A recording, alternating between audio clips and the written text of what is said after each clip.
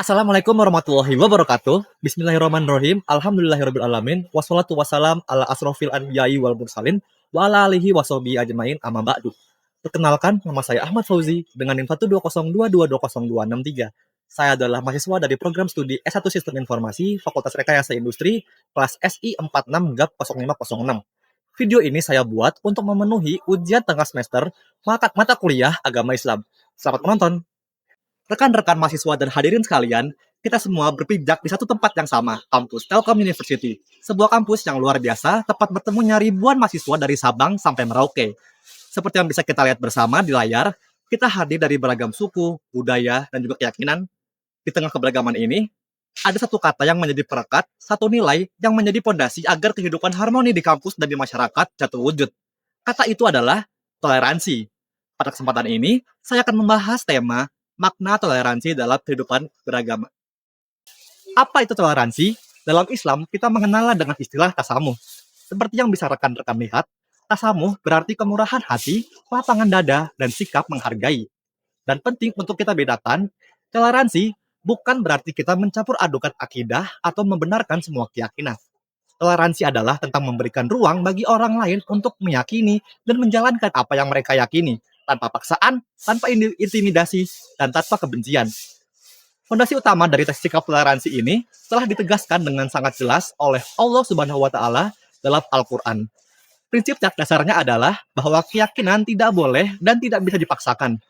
Mari kita simak firman Allah Subhanahu wa taala dalam surah Al-Baqarah ayat 256 berikut ini. A'udzubillahi minasyaitonirrajim. Bismillahirrahmanirrahim. La ikraha fiddin qad tabayyana rusdu minal ghoi. Yang artinya, tidak ada paksaan dalam menganut agama Islam. Sesungguhnya telah jelas perbedaan antara jalan yang benar dengan jalan yang sesat. Quran Surat Al-Baqarah ayat 256. Rekan-rekan sekalian, ayat ini adalah jaminan agung dari Allah Subhanahu wa taala bahwa keimanan adalah urusan hati, pilihan yang tak bisa dipaksakan. Peran kita hanyalah menyampaikan kebenaran dengan hikmah, bukan memaksa. Inilah puncak dari toleransi dalam urusan keyakinan.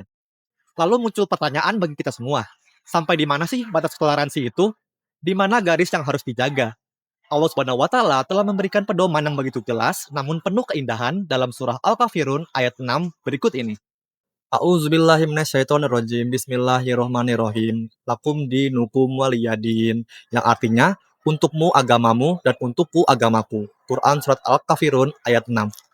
Ayat ini adalah garis demarkasi, batas yang jelas antara keyakinan kita dan keyakinan mereka.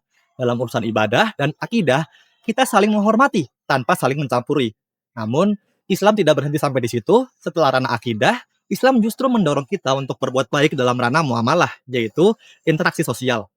Bagaimana kita bersikap adil dan berbuat baik kepada mereka yang berbeda keyakinan? Allah Subhanahu wa taala menegaskan hal ini dalam surah Al-Mumtahanah ayat 8 berikut ini. A'udzubillahi minasyaitonirrajim. Bismillahirrahmanirrahim. La yanhakumullahu anil ladzina lam yuqatilukum fid dini wa lam yukhrijukum min diyarikum an tabarruhum wa tuqsitu ilaihim.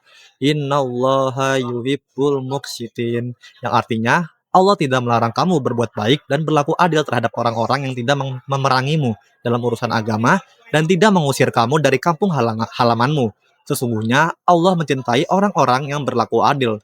Quran Surat Al-Mumtahanah ayat 8. Sangat jelas, selama mereka tidak memerangi kita karena agama, Allah Subhanahu wa taala justru memerintahkan kita untuk dua hal penting ini. Yang pertama, antabarohum, berbuat baik, dan kedua, tuksitu, berlaku adil kepada mereka. Inilah perintah Allah untuk menjalin hubungan sosial yang positif dan harmonis. Sikap ini ditegaskan langsung oleh teladan kita, Rasulullah Muhammad SAW. Beliau tidak hanya menyampaikan dalam teori, tetapi benar-benar mempraktikannya dalam kehidupan sehari-hari. Dalam sebuah hadis yang diriwayatkan oleh Abu Daud, Rasulullah SAW memberikan peringatan yang tegas kepada kita. Berikut ini. Rasulullah bersabda, ketahuilah, barang siapa yang menzolimi seorang non-muslim, muahid, yang terikat perjanjian damai, atau merendahkannya, atau membebadinya di luar kemampuannya, atau mengambil sesuatu darinya tanpa kerelaan hatinya, maka aku, Rasulullah, adalah lawannya, penuntutnya pada hari kiamat. Hadis riwayat Abu Daud. Hadis ini menunjukkan betapa Islam memberikan perlindungan yang kuat terhadap hak-hak non-muslim, serta melarang keras segala bentuk kezaliman kepada mereka. Rasulullah SAW sendiri yang akan menjadi pembela bagi siapapun yang dizalimi di hari kiamat nanti. Rekan-rekan sekalian, dalil-dalil yang tadi kita bahas bukanlah sekedar teori. Nilai-nilai itu bisa kita wujudkan dalam kehidupan kampus di sini di Telkom University. Sebagai contoh nyata, sebagai seorang muslim, kita mempraktikkan toleransi ketika bekerja dalam satu kelompok tanpa membeda-bedakan agama atau latar belakang teman kita. Kita menunjukkan toleransi ketika menjaga ketenangan di sekitar masjid saat ibadah berlangsung dan juga menghormati teman-teman yang sedang beribadah di tempat peribadatan mereka.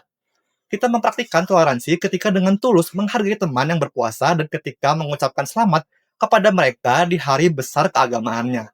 Bukan dalam makna ibadah, tapi sebagai bentuk penghormatan dan silaturahmi sosial. Inilah wujud nyata ajaran Islam.